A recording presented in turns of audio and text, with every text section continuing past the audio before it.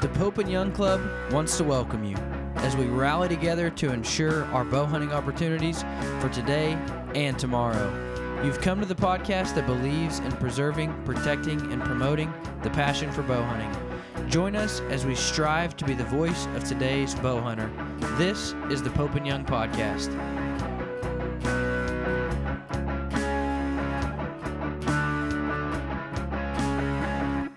All right, everybody. Welcome to the Pope and Young Podcast. I am joined, as always, by my co-host, Tim Rzewski, and we've got one of Pope and Young's very, well, I don't know. I guess I can't use that word. No, never mind. We've got one of Pope and Young's board members, actually, our second vice president, Mr. Scott Bakken. Scott, how are you, man? Pretty good. How about you? Wonderful, dude. You just came up for your second term as second vice president here at Pope and Young. The ballots went out last week. So voting is still taking place. So if you're a member, definitely go vote, not only for Scott, but also for our president, our vice president, and then the board of directors. So Scott, you also are the founder and owner of Dialed Archery. So we just kind of want to unpack all of that. Dialed is a proud corporate partner of Pope and Young.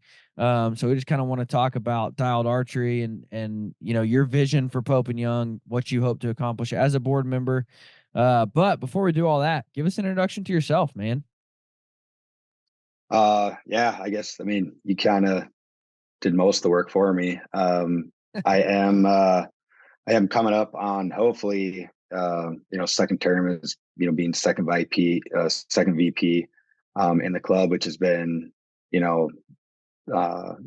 great experience. And then, I guess, my full-time day-to-day job is, I am one of the founders and owners of Dialed Archery. So, which we're wrapping up our third year in business. But when we started the business, like from day one, I always knew we wanted to be, a supporter of Pope and Young.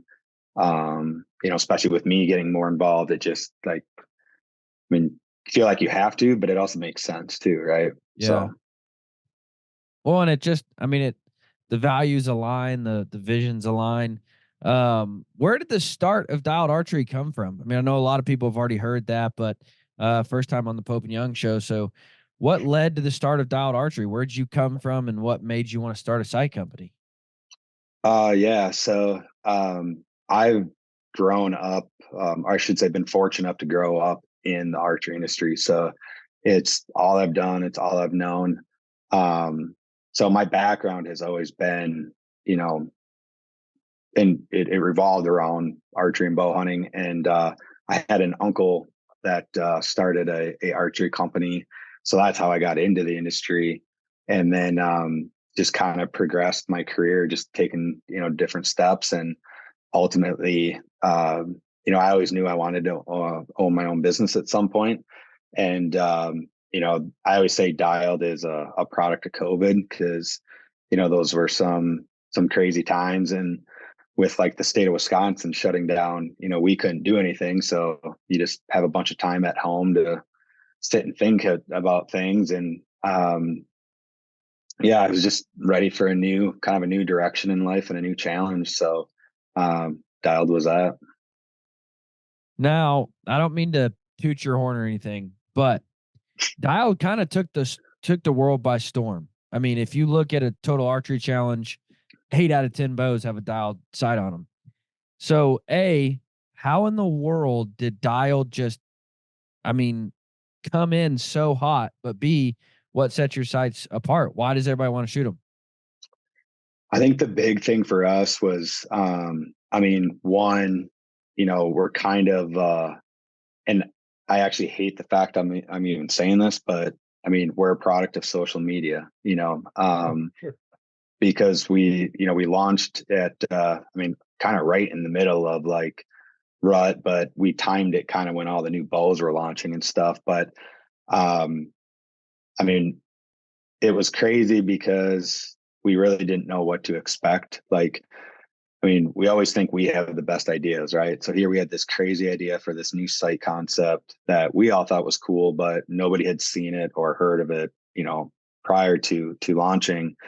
But and that's really a testament to my other two business partners, Taylor and Jordan, because that's what they do is social media and marketing. So that was kind of all on those guys, you know, to get launched. And I mean, we opened up, everything was pre-order. We didn't have any hard like images of our site. It was literally all renders. And that like first opening week, we literally thought something was wrong with our website. Like we thought we had been hacked or something. Like that'd be our luck. Like we just spent all this time building this, you know, this company, and launch day we get hacked. But no, it was just I think it's you know, it just came down to timing. And you know, amongst all of our own personal lives, like we were all kind of wanting the same thing. And but you know, at the time, you know, there's been a lot of really good site companies, you know, that have been around for a long time. And you know, everybody makes great products, but it was always just kind of like monkey see, monkey do. Like there wasn't really a lot of innovation in the Yeah. site category. And you know, not that there wasn't anything wrong with that. It was just, you know, over years of kind of experiencing our own experiences, because we're all users.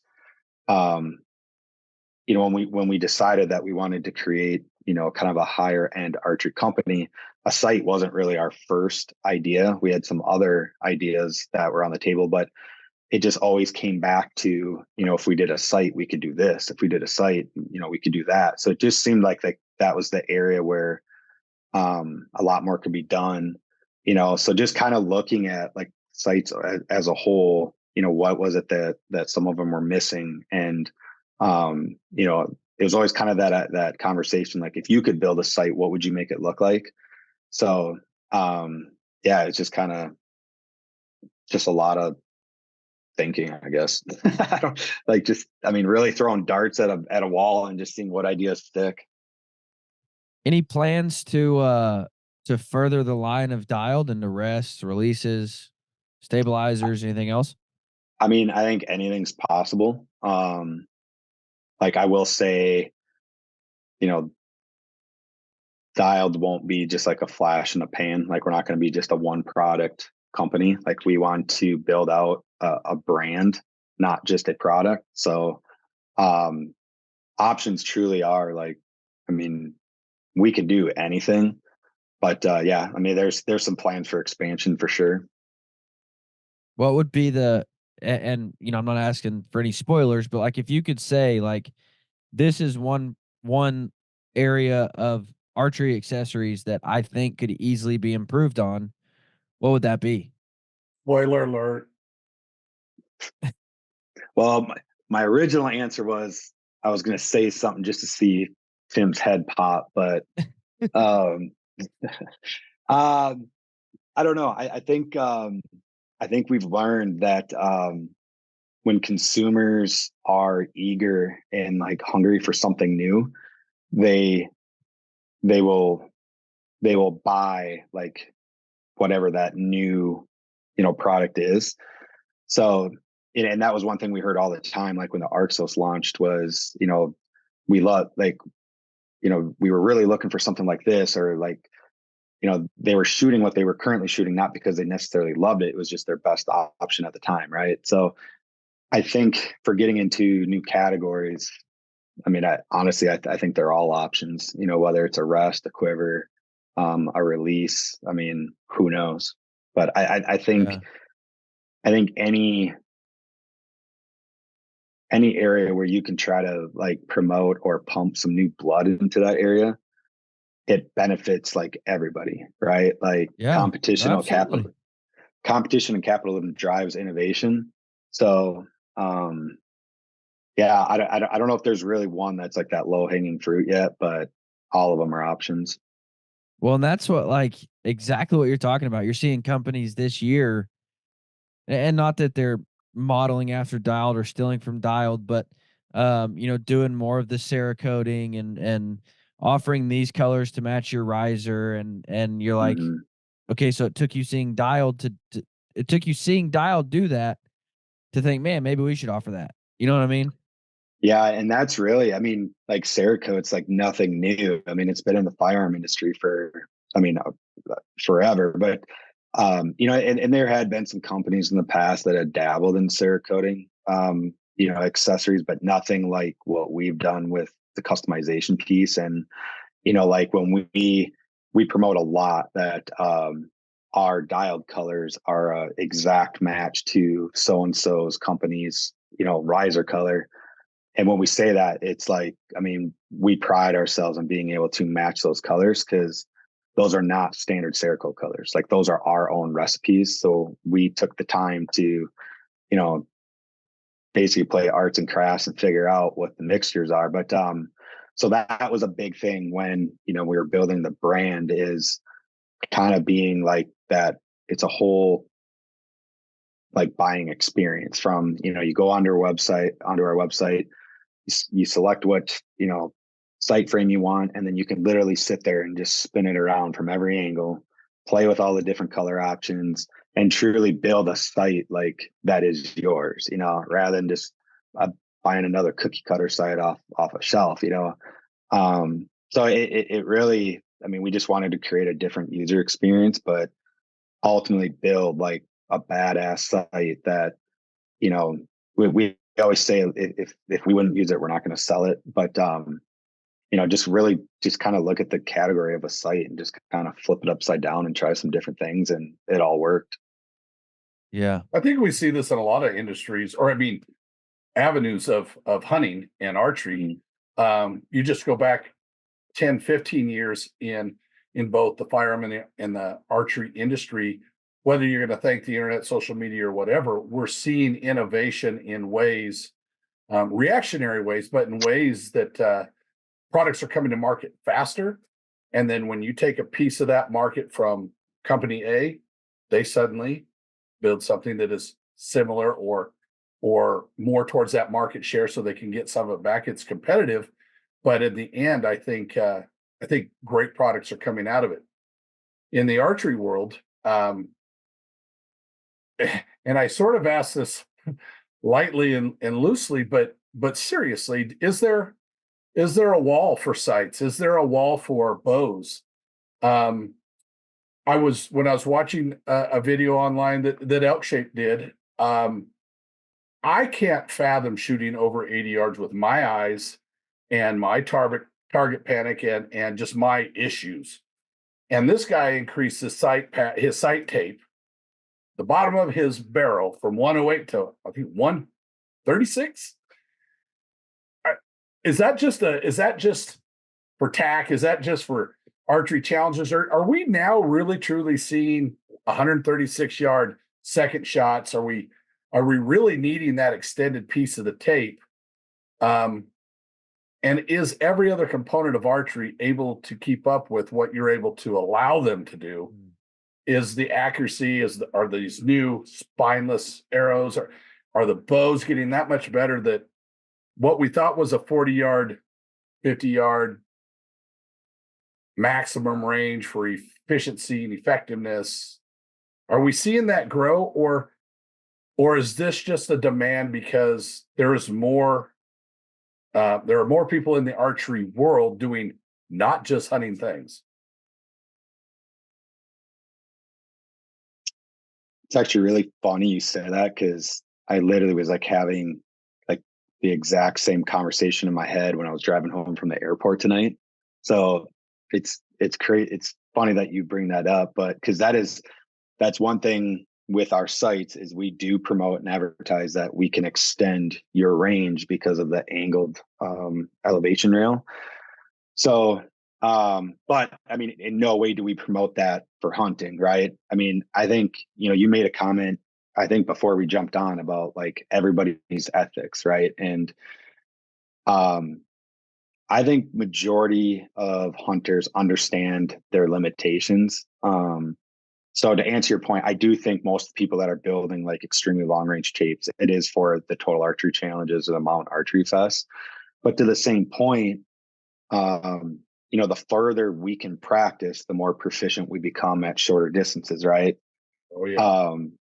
I mean, I know there are some guys that can legitimately kill stuff like 80, 90 to 100 yards, but that is a single digit percent group, right? That's not everybody. So I don't think you can group kind of everybody into that same category. But at the same time, if I practice at 100 or 100 and 120 religiously just for fun, and I have to make a follow-up shot after my first shot, it's nice to know that I can stretch my range out, because at the end of the day, like, we want the animal to die as quickly as possible, right? So but then from an industry standpoint, the more the merrier, right? So if we have to keep innovating and pushing the limits to try to get more people involved with the sport, in the end, that benefits all of us, right? Because the more users, the more money that's into the industry, the more money that can go towards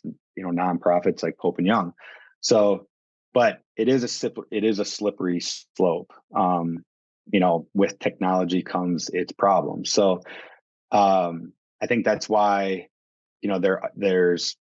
it's good to have clubs like Pope and Young around to kind of put some boundaries on some of this, because if you don't put boundaries in place soon enough, then it's a lot harder to reel that back in when it's blows out of control. So I think it'll be interesting to see like where technology does take the archery industry, because I don't think we've seen the ceiling yet, because as there's advancements in technology and just in humans, materials are getting better, and it's just now there's becoming all these options to manufacture products out of. So I never thought that we'd really see some of the stuff that we see now, but I think innovation is just going to continue. And like I said, there's some good and bad with that, but. Well, and what a lot of people don't get is that shooting at that sort of distance not only helps you refine your skills, but it also helps you refine your equipment. Because a lot of dudes, like, I get that phone call all the time. They're like, dude, how come when I get past 80, they start drifting to the left? And I'm like, well, you need to tune your bow a little better. But that's going to throw it off at 20. No, it's not. You're just fine tuning 20. Like, I guarantee you a 1/32 click is not going to change it at 20, but it's going to make it fly even better at 60, 70, 80, 90, 100. Like, and people don't get shooting that distance is where you really find out what's going on with your equipment. Really find out, man, sure, I don't see myself drifting left at 20, 30, 40, 50, but once you start getting out there, if I get past 100, I'm off the target left. You know what I mean? And so you can really micro tune your equipment. Yeah. I can't see the target at 100 yards. And there's a lot more hunters than you, Tim. I know. I'm just saying, I sit there and think of all these new things that help me shoot farther or do this better. I kind of like go back to when I went to the Pope and Young Museum the first time. And as soon as Bass Pro gets that built and everybody gets to see this, you go in, and I remember when I started archery, it was like that bow right there on the wall. And you look at the older ones, you're like, what in the world? How would they shoot those? Yeah. I'm almost to the point where my bow's that one that people are going, how do they shoot that? Because I don't change my bow out every year or two. And I like to see bigger jumps, I guess is kind of my point. I don't know that I want the last bow sight ever made, but are we going to ever see, and I'm just throwing it out there, are we ever going to see a 250 tape? Just even if it's for competition or whatnot, is that something nobody would have thought of 136 yards? Yeah. I don't know. I mean, I do think, like, and I mean, never say never, but I don't think you would, just because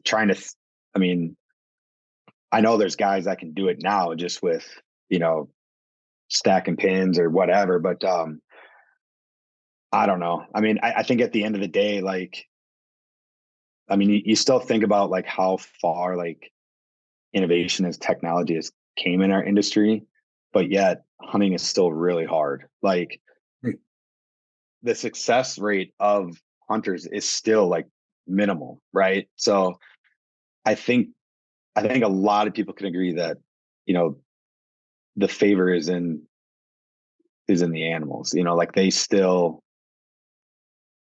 have a better chance than we do. But again, I think it just goes back to ethics. Like everybody knows what they're capable of and what they're not capable of, and it's up to them to live within those parameters. So, Well, and what a but lot like, of guys don't get is like ethics change all the time. Like people ask, what's an ethical shot distance? Like, well, that's such a stupid question because there's been times where I have a deer at 24 yards, but because of the situation, I don't take a shot. And then the deer is at 43 and I take the shot. Like mhm, because he's calmed down or the wind has calmed down or other does have cleared out, whatever the case may be. But there's times where a deer's at 13 yards and I don't shoot and I wait till he gets to 27 yards before I do shoot. Like mhm. it's just Dylan, such a come loaded on. question. The buck Well, at and 26 yards is a 10 point. The deer at 86 yards is a forked horn, and that's the one you wanted to shoot, the forked horn. Well, I mean, hey, come on now. well, I think that's actually a really good point. Is ethics do change, and I mean, even if you think about like your ethics when you were 16 compared to your ethics when you're 30, or they change as your life changes. So you know it is, I think, just as an industry and as individuals and as clubs, like you just have to remain flexible because I mean nothing's everything changes. So you just kind of, I guess, have to figure some of it out as you go. But like I said, I Yeah. think flexibility is the big thing. And I think the biggest thing is not telling people, as Pope and Young, we take the stance on some things. This is unethical and this is ethical. But to an extent, we just have to teach people what does ethics even mean. Like how, you have to define your own ethics because Pope and Young, doesn't say anything past 37.5 yards is unethical to shoot at. We don't take that stance. We need to start teaching people more of what causes something to be ethical and what causes something not to be ethical. And I don't want to open up a huge can of worms, but I guess I will.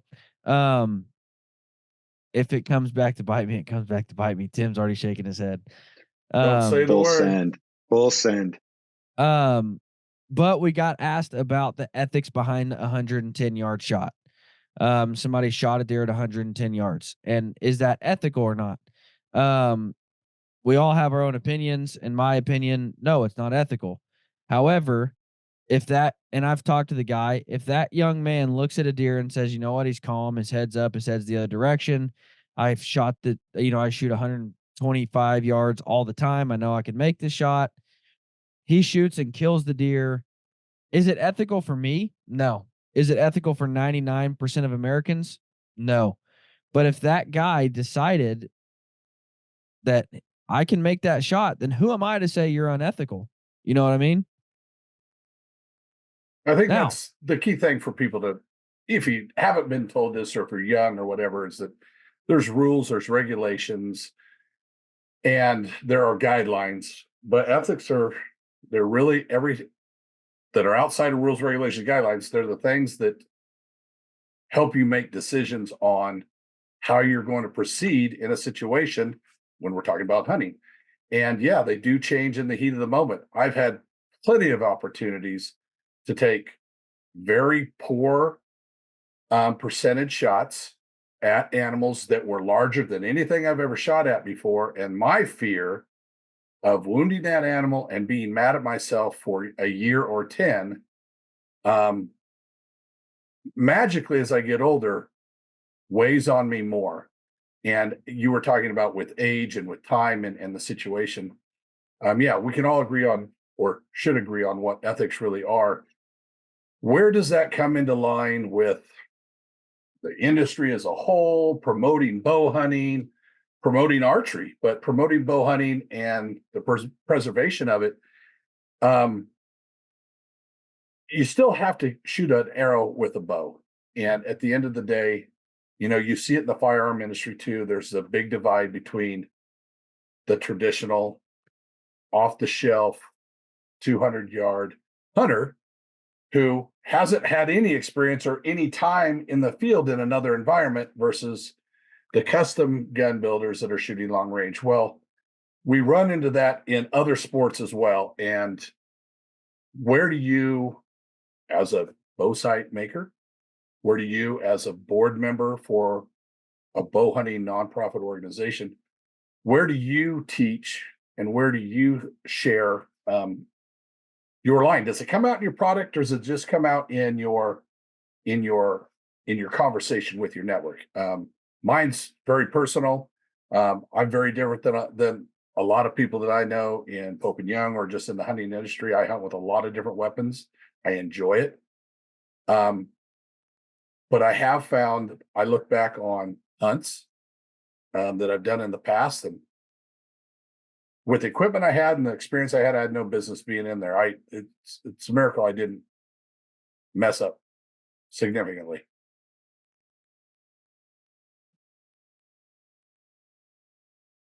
So I think one, like that last piece that you just said, I mean, I think like it goes back to like the comment I made before. I think, your ethics change as, you mature, right? So I think we all have experiences that we look back on and you're like, I mean, you feel embarrassed and ashamed and like, what was I thinking? I mean, I know I definitely do, but I also know now, like, or since then, I'm never doing that again, but as far as we go with like and it's really, it's kind of a hard like question or like a hard stance to take because, like since I've been involved with Pope and Young, I've learned more about the club and what it stands for and stuff, but it's also kind of opened my eyes that, stuff I didn't really think about or realize, but, so from that stance, I think, we do have to kind of put a cap on certain things, right? Because otherwise, like I said before, they're just going to snowball, and then it's the Wild West when it comes to, what is considered ethical or non-ethical. But from an industry standpoint, I'm very pro, whatever we have to do to keep growing the industry and keep getting people involved. And, it's almost like, the field of dreams. If you build it, they will come, and then we'll get them there. And then now it's time to kind of start setting precedents and, weeding out the bad ones. And, like you made a comment about, how do we share, I think, our views on ethics or how do we, our views in just ethical hunting. Right.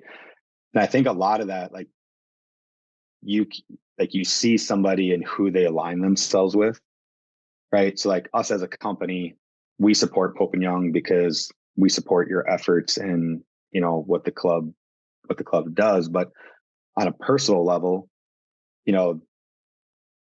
like if nobody knew me, but, they knew like my group of friends, we're friends because we have the same ethics, right? Like, we believe in the same stuff. So I think that says a lot, but I think the hard part is like, okay, taking those groups, because it's not, I mean, there's a lot of those groups out there, and getting them together, right? And instead of having each individual group, because, and I've been pretty vocal about kind of this stance, but at the end of the day, it's us versus them. So us as hunters, us as bow hunters versus them, the people that are trying to take that away from us, the ethical treatment of animals people. So, I think this comes back around real quick, Dale. And I think this comes back around to why we're all three here in the positions that we're in, because we had an interaction. We met someone from Pope and Young beyond the magazine, beyond the record book, and we wanted to get involved. We wanted to work for a company because we believed in what they're saying, what they're sharing. And I think probably a great thing for Scott's product line is that it has kind of grown together with his tenure at Pope and Young, and he has seen at the board level, at fundraising level, at convention level, at workshop level, what we're about. And the fact that he's running again tells me he believes in it. So that actually leads me right into the question I wanted to ask. Because Scott, you said like you came on board and you learned more about Pope and Young. What was your history with Pope and Young, prior to 2 years ago when you ran for second VP? Yeah. So it's actually like, I grew up in Wisconsin and, cut my teeth hunting, in the Northwoods of Wisconsin. And the group that like I hung around with and that I hunted with, Pope and Young was actually like a curse word. Like everybody talked about Pope and Young and scoring, and we don't hunt for score. We hunt for, it was either meat or the experience, or and yeah, we shot some bucks that you'd look at now and you just shake your head. But to us, it was always about like the hunt and like the camaraderie, right? Like score didn't matter. Well, then we started learning about quality deer management and shooting all these deer just to try to kill a buck, like and then the next day you're bitching about how you don't see any big deer. So, but yeah, growing up, you'd hear like your buddies say like, oh yeah, my dad, he killed a Pope and Young deer or whatever. And I would always just be like, so what? Like score doesn't matter, but it really wasn't until I attended my first convention.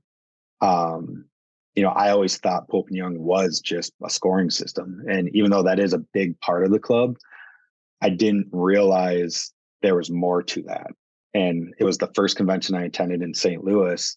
And I did, I met some of the board members at the time and, saw Chuck Adams give his speech on, Itchy. And, like, I didn't even know who Saxton Pope and Art Young was. I just knew it was Pope and Young, so it really opened my eyes to what the club, like what it is really about, and that there are all these different segments of the club. Like, again, even though the scoring and the record books are a big part, like there are a lot of other like parts to the club. So ever since then, I became a member, a general member, and it wasn't until, I don't know, 4 years later or something like that, I had met John Gardner in St. Louis, and we stayed in contact and hung out and stuff like that. And I was actually at his house, and he's like, "Hey, you should run for a board position." And I just kind of shook my head and I was like, "Nah, like I'm not interested." And he just kind of kept on me. And the more I thought about it, I was like, I truly do believe in the club and and what the club can do. So I was like, I want to be a part of that, and I'd like to try to help. Um, so yeah, running for the second VP, I believe, was the only position that I would qualify for based on my membership. So I was like, yeah, I'll give it a shot. Well, and I think, not only eh, I got to be careful. I don't want to just say we need more young guys, but more guys who are on the ground in the industry who understand the direction. Not only Pope and Young is trying to go in, needs to go in, but also the direction that the industry is going in. The direction, what's happening in the industry. What do we need to do to not only conform to the industry, but also what's going on in the industry that we need to make sure and not conform to. Um, and that's why I was so excited when and I honestly I didn't know who Scott was.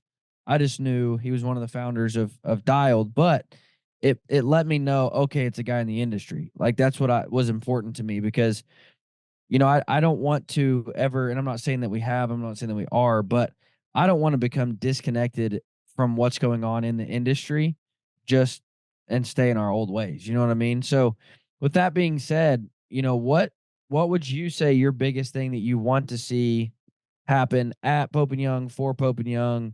What do you want to see Pope and Young do? Like what are you pushing for with Pope and Young? I think the biggest thing is just, this is very general, but just, increased membership, so a second VP, you represent the general membership, which is the majority of our members, within the club. But, I mean, ultimately though, is increase the membership of like guys my age and younger. Because when you look at our membership numbers, that is where we have the largest void. And some of it comes down to those age groups and societal things and whatever. But that's really where we need to see an increase, because I mean that is the future of the club, right? So I think serving on my first term, that a lot of it was just, I mean, I've realized there is a lot about the club I don't know. So that was awesome, to get brought up on the speed on that. So it's, going into, if I'm lucky enough, a second term, that would be a big focus, is that, that group, that 18 to like 35 group, like how do we reach them, and, I consider myself an old guy now because I'm outside of that age group. So, I don't know what those kids are into these days, because, I don't do social media or anything, but, I think reaching that age group, there's a lot of different avenues now. And so as a club, what are some different things that we can do to try to reach that age group, so, I think that'd be one area that, going forward, I would definitely like to see some work done. So what would you say the biggest thing coming into this, like you were like, that you didn't, or maybe you had the misconception about Pope and Young, and now that you get in on the board level, you're like, oh man, like I had no idea was our stance, or that was our beliefs, or Um, I mean, I think the biggest thing was, like I kind of said before, was that the club was just the scoring. I mean, that's literally all it was. I didn't realize there was like conservation efforts behind it, or, like getting youth, the youth programs and whatnot. So I think that was the biggest thing. And that, like, it's kind of you know, you bring up in most groups, like you bring up the name Pope and Young, and nine times out of 10 people are gonna be like, oh yeah, that's the old rich guys group. And it's like, yes, there are some very successful, wealthy like members of Pope and Young, but there's also a lot of like blue collar guys like me, so I think that's a stigma that it's kind of starting to fade away, but there's still that mentality. So I think, going forward, trying to say like, yes, we have some older school values, but yet, we are open to adopting, and kind of spreading our wings a little bit. But yeah. well, I think my favorite conversation to have with guys is guys like yourself that say I don't care about score. Um, because it's like, okay, that's fine, but do you realize that the book in and of itself is one of our biggest conservation efforts? Like, Right. these state organizations, they have to use some sort of data. That's our Mm-hmm. data, Yeah. And see, like that was a big part I didn't know about. I didn't know that that the scores actually were for something other than bragging rights. Right. But like, even to that point, I mean, like every once in a while, like I'll page through, some of the record books I have, and it's pretty freaking cool. Like, even though a lot of the numbers really don't mean much to me, it's still just like, it's crazy to see like, how many 130-inch like whitetails are entered. Like, it's actually interesting information, but like you said, the conservation side of the book, like I did not know that part either. yeah. I tell people all the time. Go ahead, sorry. No, go ahead, Tim. I just, part of Dylan's conversation, I find it interesting when you get that person at a sportsman show, or you get that person outside of Pope and Young direct work, who go, and we're talking hunting, and they're like, oh yeah, on my trail camera, I've got these 380 class mule deer. That's a 180. That's a 180. That's a 180. And I don't say yes they are, no they're not. I can't judge anything off of a photo very well. But then another conversation will drift, and they go, but I don't care about the record books or score. And I just kind of smiled, and they go, what? I go, then why are you calling a 180 class deer? Because that's the measuring system. That's our measuring system. I was just gonna say that. Like, I mean, I say all the time, like, I don't really care about score, but yet we all use scoring, As a like reference. Pope and Young scoring as a metric, right?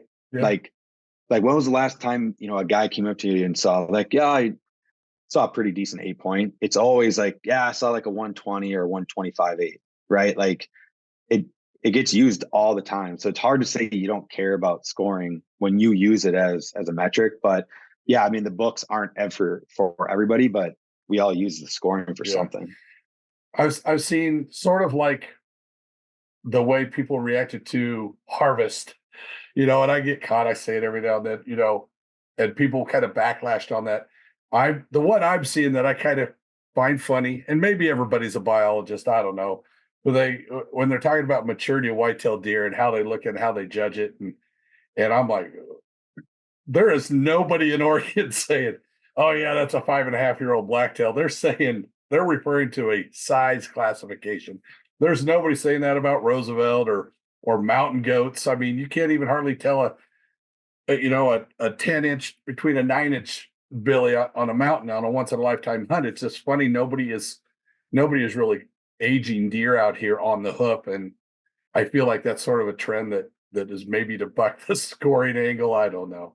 Well, that's what that so and I love working for Pope and Young because all you guys are Western guys, so I'm glad I have Scott on. Um, because I trust me, dude, I get the fascination of hopping out of your truck and going to chase elk on the mountain. Like that's a blast. However, like exactly what you're referring to, Tim, like the deer that I hunt, I've got 5 years of history with them. Like I've got them with spots all the way up until when I shoot them. You know what I mean? Like, and that's what I love about like having like raising these deer, planting food plots for them every year and getting trail camera, finding his sheds for the last 4 years. Like that's the part about whitetail hunting that absolutely has me just enthralled is because do my kids know this deer? Like if I call mama and say, "Hey, I just shot, the Big 10," my kids know exactly what deer I just shot because they've seen pictures of him for 3 years. Like that's what I love about whitetail hunting is you get that growth cycle and learning your deer more than just, oh, that's a giant bull, let's go shoot him. You know what I mean? I mean, we trail cam, we look at photos all the time. We're hunting the same Yeah. deer and elk year after year, or attempting to. Obviously, we're not food planning on, at least if we're on public land or anything like that. But yeah, we still look at it and we still recognize animal from year to year, or Right. we perceive we do. But we're still talking about it's either a 4 point or it's a 180 class or something like that. And that's a part of that measuring system showing its validity. Um, if you don't want to shoot a buck because it's got an abnormality or it's got an issue with it, or you've classified that now as a coal buck because of its antler configuration, then you're referring to a class of animal, a maturity of animal, which the record books, and quick little thing for Scott, the record books weren't designed to reward anybody. They're designed to recognize and reward whitetail deer for mass and symmetry. Anything that wasn't symmetrical or was abnormal was biologically considered to be inferior. Now we reward it having double drop tines and all that trash. That's really cool. But originally it was based around that. And we still are saying these things in our hunting networks about referencing size of antlers or horn or whatever. Maybe the exception is when we're looking at bears and cats, we're not really looking at skull size. We might be saying body size, but we still refer to it. And so it's kind of funny to hear, clearly someone that isn't familiar with Boone and Crockett or Pope and Young and what they do when they don't have a good impression of the record book. It is really an educational thing, or they had one bad experience. And I think that's one thing that I really like to do when I talk to people on the phone. It's their first buck and they're kind of having a sort of an angle or opinion of Pope and Young that I could tell that there was a bad experience there. And I try to change that around right away, and give them whatever I can as far as an education or understanding of a process. So So Scott, you are a measure. I don't know if you've ever had anything put in the Pope and Younger Boone and Crockett record books, but you are about to host an event in your home state, and I'm going to have a workshop for new measures there. I'm actually kind of excited because you have a network, like you were saying. You're in a state that's a huge, huge whitetail state. Wisconsin, Iowa, Indiana, Minnesota, all that up there. It's all so. The Milwaukee Bucks. I mean, there's a team with Bucks names up in that area. There's deer hunting is still heavily in society there, and I'm excited to see what we can produce and have a great turnout at that event. What was your motivation to want to host a bow hunters bash? I don't really know. Other than Heather said, Scott, host an event. I think that's exactly about how it went. Was I said, hey, we should have one in Wisconsin or Minnesota, and then next thing I know, she's like, hey, you're hosting an event in Minnesota, and I was like, oh, okay. But no, I think after as a club, one thing we started doing was having more regional events. And, we had the bashes in Utah, Ogden, Utah. We were all at the one back in December in College Station, Texas. And yeah, I mean, with this area being a very rich, whitetail hunting environment, whether it's, Wisconsin, Minnesota, Iowa, I mean, even North Dakota, this area, it's kind of a centrally located. So, I mean, one, you can pull from a lot of different areas where it's really easy to get in and out of. But yeah, I just think this area, we could hold a really cool event. And then on top of it, Dialed, which this is actually first time it being put out there. We're going to host a customer appreciation day in conjunction with the bash. Oh, wow. So we'll kind of do our thing during the day. And then later in the afternoon into evening, we'll get into the bow hunter bash and have the banquet and, all the raffles and stuff. So the idea is just to try to get as many people into this area as we can. And, utilizing both networks, I think we can, we can host a pretty cool event and a great, part of the country. That's in Alexandria, correct? Alexandria, Minnesota. Yeah. Yeah. I've been telling everybody St. Cloud. I've been telling everybody St. Cloud. Dang it. I mean, you've been wrong. It's close. It's close by. I've been wrong. Tomorrow I will get the address of the venue for that because I need it. First time for everything, huh, Tim? First time for everything. Oh, no. I've been wrong all day. Let me tell you. I've been told. Scott, I ask one question of everybody that comes on the show. What's one non-traditional hunting item that you always take with you when you're hunting? Whether it's whitetail, whether it's elk, whatever you're hunting. What's one non-traditional hunting item that you always have? Can't be like your knife or your binos, something that not everybody else has. Man, trying to think through like my kits. I don't know. I'm pretty basic. Like I don't bring a lot of stuff. So when you break out your kits, the guys that are hunting with you don't go, "What's that?" Anything sentimental? No, I never bring anything sentimental just because you never know, what's going to happen. I guess that's not true. I have a rock that where I used to live. My neighbor's daughter painted a heart on this rock with nail polish, and I was going on a hunt, and she gave it to me for good luck. So I used to carry that with me, but as far as like an unconventional hiding item, I mean, it's everything I carry pretty much has a purpose. What's your favorite food item then? How about that? Tree stand snack. What's your tree stand go-to man, snack? I am a snacker. I am the worst at like packing a lunch for an all day sit. And then eating it at 9 a.m. I'll have it gone by 9 a.m. So then I talk myself out of getting down early because I don't have any food for the rest of the day. Been there.